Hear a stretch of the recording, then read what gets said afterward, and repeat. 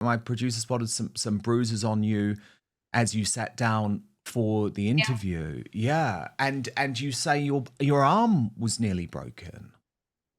Yeah, it was quite forceful, quite brutal. Let me tell you, I'm not going to stop doing what I'm doing until everybody in this country is on the right side of history. What to do to save the disunited kingdom from our free speech hellscape? Well, Tommy Robinson thinks uniting the kingdom on September 13th is the turning point, as he posed with Ant Middleton in the middle of Oxford Street. But he also knows that the police are cracking down on patriots by making an example of protest leaders, including Reform UK's Sarah White, the leader of the Epping uprising, who was arrested and charged and will be our guest for the uncancelled interview today. Watch. Are currently trying to provoke the British public into violent reactions. There can be no other explanation for what they're doing. What they've done at Epping, I've seen videos this weekend of women being attacked, of young children being pepper sprayed. I'm seeing pure provocation from police forces, which I'd say is totally intentional, because they want to build this country up into a violent reaction so they can delegitimise your concerns and your fears. Right now, we, as a movement, as people, from Epping to Canary Wharf to all over the country to Norwich, up until now, are winning the hearts and minds of the British public, who are sick to death of the betrayal of our country and people. You're winning the hearts and minds. That will turn like that, and they're trying to turn it like that. Do not let them be successful. Now, Tommy Robinson's warning was prescient, given Sarah has now been charged after unfurling her union flag from the council building, apparently failed to comply with the Section 14 order designating where demonstration could take place. Watch the heavy-handed police action, which Sarah has said nearly left her with a broken arm. Can you believe that more than half of you are watching this video but not subscribed? So please do me a huge favour, click the subscribe button now, turn on the notification bell so you'll be alerted to all of our brand new Outspoken videos. But it looks like the police are trying to cause a scene. Look at that! Look what they're doing! Look what the police are doing! What are they doing? What are the police doing here?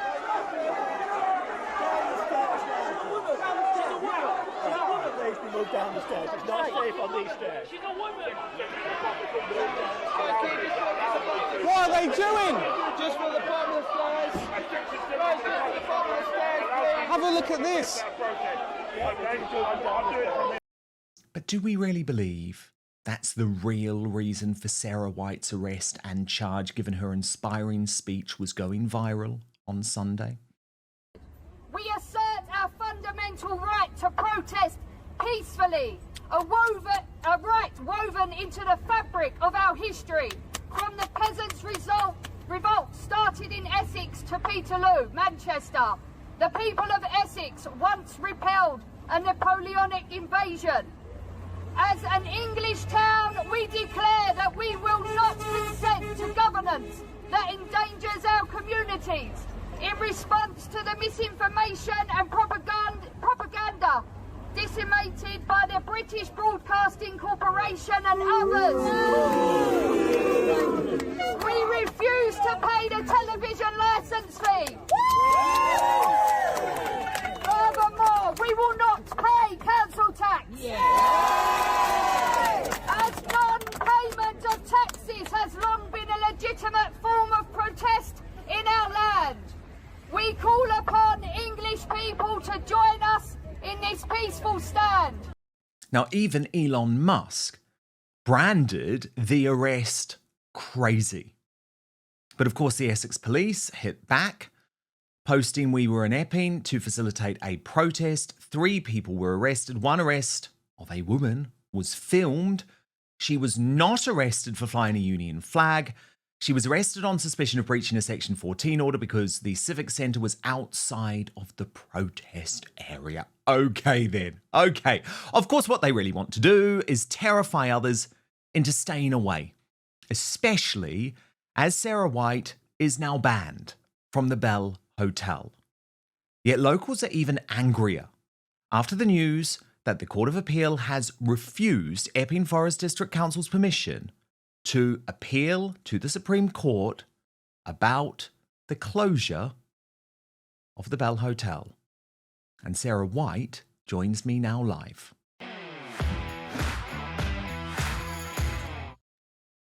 Sarah White, so great to have you here. So great to have you here with an unfurled Union Jack behind you. But look, I've just got to set up this interview to be very clear, because a lot of people won't know some of the limitations that we are now under. In fact, Sarah, I imagine that no one in the MSM would interview you at the moment because, of course, you have been charged with a crime. You are facing this court case next month, and the UK has laws which I believe are draconian and designed to silence people like you and to silence discussions like this after people have been unfairly arrested or unfairly charged. So to be safe, and I've sought a lot of legal advice over the past day, to be safe, Sarah, what we're going to do is avoid talking about those specific, very limited circumstances which led to your arrest.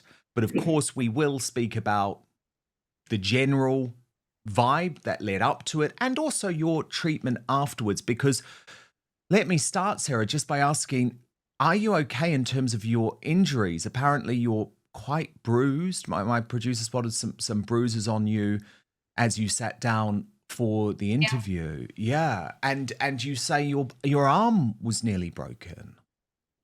Yeah, it was quite forceful, quite brutal. I've got bruises predominantly on my right hand side. That was the officer on that side that I said to him, please, I have done many restraint courses in my time, and you are one click away from breaking my arm. I am covered in bruises on this side, on my back and on my legs, and I did have swelling here under my jaw as well. You spent over 24 hours in police custody? It was just shy of 24 hours. And you're now considering legal action against the police? Yes, I am. Yeah. And what would that be for? Just because the excessive force in which I was arrested. Firstly, it was an unlawful arrest, and to have that many officers, like Ola told everybody yesterday, I'm 5'3", I'm quite small, there was no need for what they done. And as far as I'm concerned, it is a political arrest.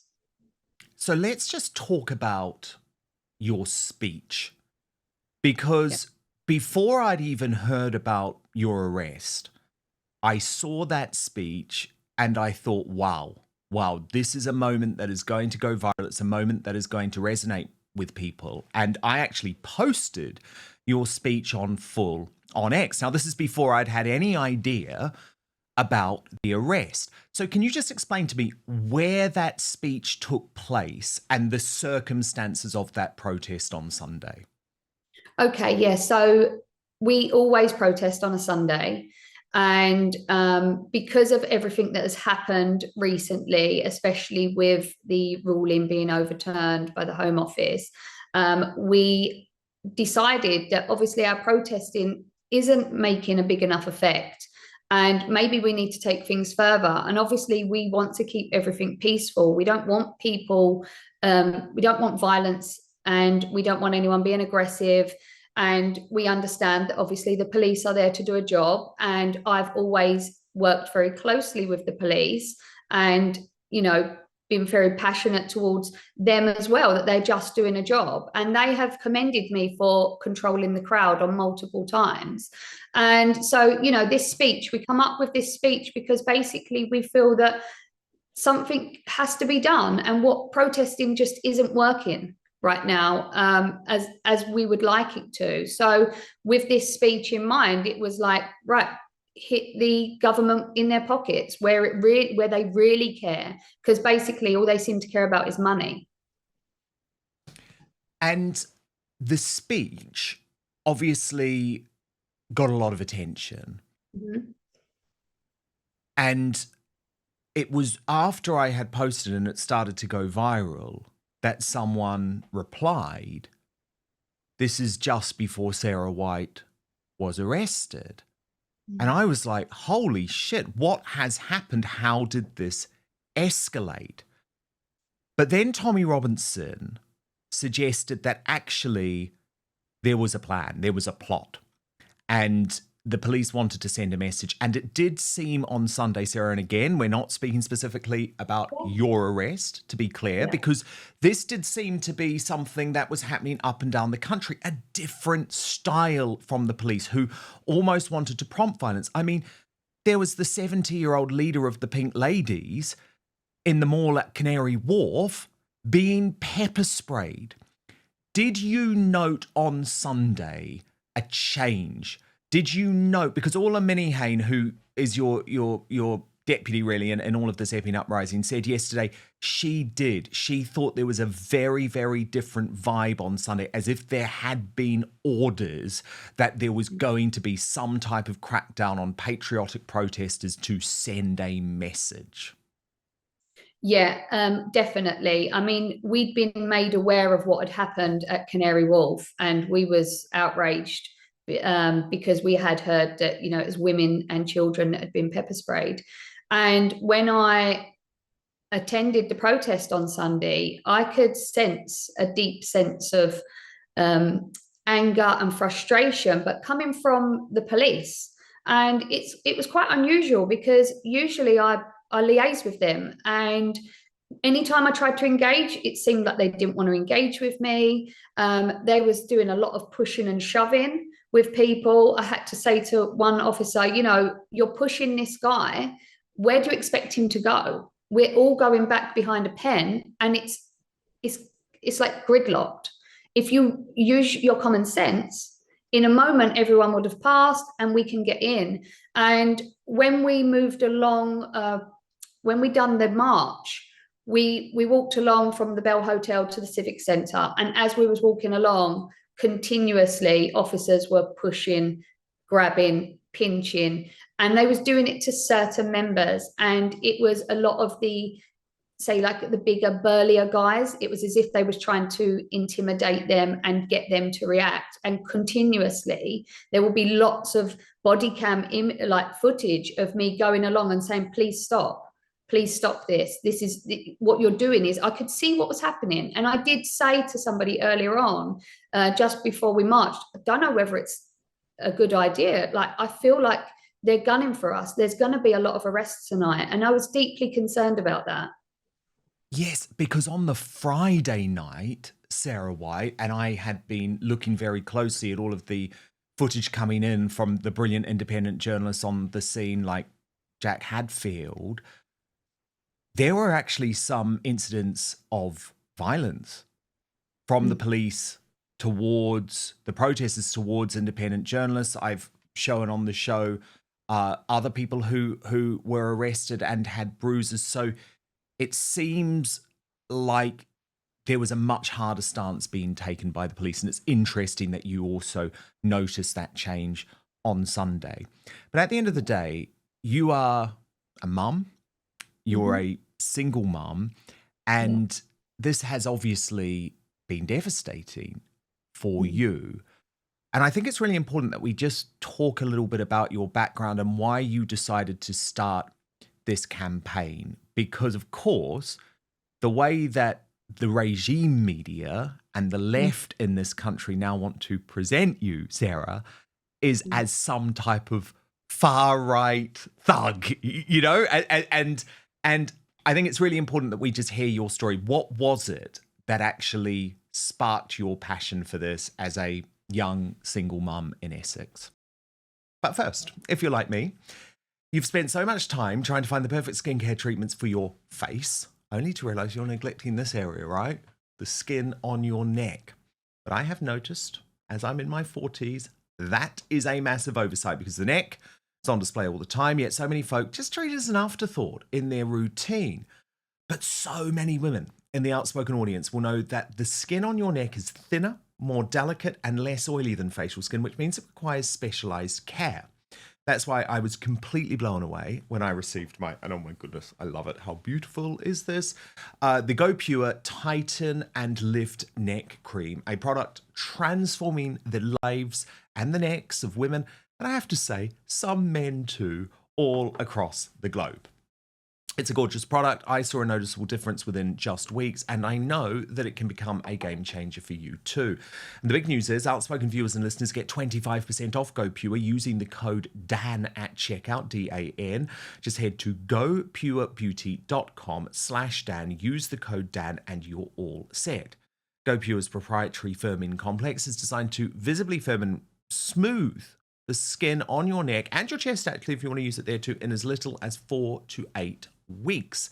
In a consumer study, 100% of users said their skin looked more supple, 97% noted a firmer appearance. What incredible numbers! Indeed, Go Pure's full line of science-backed skin and body care have delivered for over 100,000 real women with real results. Dermatologist recommended, cruelty-free. I know how important that is for so many of you. And with over 1 million jars sold, this beauty secret can no longer be called a secret, right? So tighten, lift, and restore elasticity in your neck, because your skincare routine shouldn't stop at your jawline. For a limited time, Outspoken viewers and listeners get that whopping discount, 25% off. You just have to use the code DAN, Dan, at checkout. So head right now to gopurebeauty.com/Dan, use the code Dan, and you're all set. And after you do buy, do us a little bit of a favor. When they ask where you heard about Go Pure, tell them it was after watching Outspoken. But now, back to the show. Yeah, as a person, I'm very passionate about doing what's right. And I always try and support the underdog. And I've always been someone, if I see an injustice, I can't help myself but step in and try and help. And then when obviously the gentleman, well, I don't know if we can say what happened in Epping, and the consequences led to people wanting to start going and protesting to try and get he is alleged to have sexually assaulted and propositioned a 14-year-old girl on the high street after just 8 days in the country. Yeah, so after that alleged assault or alleged allegations of what he has alleged done, basically a lot of us decided that we wanted to start protesting because, you know, we're fed up with residents of the Bell Hotel continuously causing problems in our community. And so I felt very passionate about that. And I felt like, you know, I'm going to go along and support as well. And I've been really trying to help people and trying to work out what's the best way forward to get this movement really going. And as a mother, and like you said, I am a mother of 3 children, but irrelevant of that, I believe even if I didn't have children, I would still be here doing exactly the same as I've been doing week in, week out. There is a lot of people there that don't have children, and they come because they care about women and children in our community. And what we don't want is these undocumented men just freely able to roam within our community. And you don't know what crimes, I'm not saying they all commit crimes, but we don't know who they are and what they're capable of.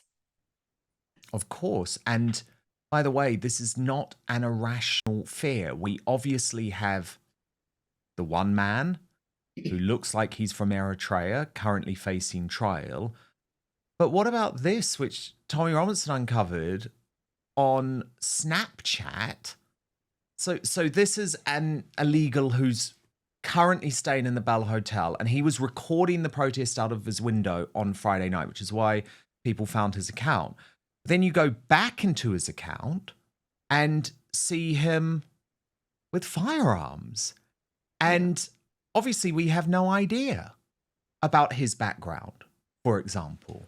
So presumably you're concerned about a whole load of the men who are in the Bell Hotel. I'm concerned about every single man that enters our country undocumented. At the end of the day, these people come from places that women are less than second-class citizens, and they have an ideology that somebody like me couldn't walk around with my arms uncovered, and that I don't really deserve my place in the community. And at the end of the day, these men do not land on our shores with the morals of somebody that's been born and raised in Great Britain. We have spent centuries evolving as a nation, and these guys, they don't have the same morals as us. And I do not want them. And it isn't just me, it's up and down the country. We do not want these people in our communities when they are undocumented. Why come here illegally with how much it costs to come here illegally, upwards of £5,000, when they could book a flight to come here for up to £200? It doesn't make sense. So there's obviously a bigger picture at hand. And that is what I'm concerned about. Sarah, you were one of Reform's new pin-up girls, or at least you were. I mean, how do they feel about what's going on? You've got Nigel Farage in Washington, D.C. today talking about the lack of free speech in this country. But since your arrest and your charge, have they supported you? Have they been in touch? Because I know there's a lot of rumors going around saying, oh, well, they might get rid. What's your current status with Reform UK? So yes, I've heard those rumors.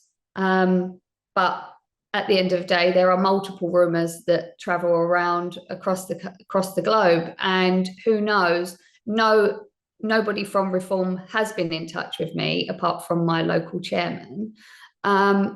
Does that mean that they're wanting to distance themselves from me? Who would know? Maybe they're very busy at the moment, and we'll see where it goes from here. Are you concerned that they might now consider you almost too radioactive? I mean, that would be quite naive to say that, I'm radioactive. And I would think that they would have more common sense than to believe that I would be an issue for their party. However, if that is what they believe, then so be it. I'm still going to carry on doing what I'm doing, because at the end of the day, the fundamental reason why I was at the Bell Hotel and why I continue to protest and I will help people in other areas as well, is because I'm a concerned mother, not because I'm a potential member of Reform. Because at the end of the day, I'm a candidate, I'm not a councillor. And, there's no reason to say that I would become a councillor. I might not get voted in. So again, we'll have to see where it goes from here. But at this point, you haven't heard anything from them, but you also haven't been kicked out of the party or anything like that? Yeah, no, as far as I'm aware, I haven't been kicked out of the party, because the conference is this weekend. As if I was kicked out, I wouldn't be allowed to attend the conference. And you're attending the Reform conference this weekend? I am, yes. Obviously, your bail conditions, though, Sarah, and this is what really upsets me, because I do believe that these arrests, and it was obviously one of your co-organisers too, and other people that we have seen, your bail conditions mean, well, tell me if I'm wrong, but mean that you cannot continue protesting outside the Bell Hotel. Well, it's quite funny you should say that, because when they gave me my bail conditions, first of all, they gave me one list of bail conditions and I refused them. And then they come back about 4 or 5 hours later. It took them not too long to come up with another 3 bail conditions. Basically, they was that I'm not allowed to a hotel that I've never been to. I'm not allowed there. I think I can say it's the Phoenix Hotel. And is that another migrant hotel, Sarah? I believe so, yes. So I'm not allowed to attend that hotel. I'm also not allowed to attend the location or enter the civic offices, which is Epping Forest District Council offices. And I'm not allowed on the location of the Bell Hotel. However, when I signed the document to agree to the bail conditions, I did say to the desk sergeant, and all of the other officers was around me at the time, that you have not put a a boundary in place. There is not an outline as to where I can go. Could you please define what you mean by location? And they said, well, the grounds that the Bell Hotel stands on. So I said, so the immediate grounds. So I'm allowed to stand opposite. And they looked at each other and nodded and said, yes, that's fine. Fascinating. Well, look, I know we're going to have you for the show, but I think you are absolutely a hero. In fact, when I interviewed Lucy Connolly, Sarah White, I asked her quite clearly, do you feel like you're one of Keir Starmer's political prisoners? She said yes. Do you fear that they're trying to set you up as the same thing, sort of like a warning to others, a potential political prisoner, don't go down this path? I believe so, yes. And the reason I believe this is because I made quite a heated criticism to the local councillor, Holly Whitbread. And from the moment I done that, I've been added on to a far right watch list. I have, she released a statement about me. And isn't it funny how the two people she released a statement about was arrested? That's myself and the other gentleman on the same evening. And, you know, I believe that they're trying to set a precedent and scaremonger other women that would look to me as someone like, you know, she's quite law-abiding. She's only she's quite small. She's a single mum. She's not aggressive or violent. I own my own business, you know, and I believe that they're trying to, you know, just go, look at her. If she can be arrested, then we could all be arrested. And let me tell you, I'm not going to stop doing what I'm doing until everybody in this country is on the right side of history. Thank you so much for watching Dan Wootton Outspoken. Please click on my face just to the bottom left to subscribe to this brand new independent news source and turn on the notification bell so you'll be alerted to our brand new live shows, uncancelled interviews and special royal episodes. Outspoken is also now available as a podcast, so you can listen to the show every weekday on the go, wherever you are.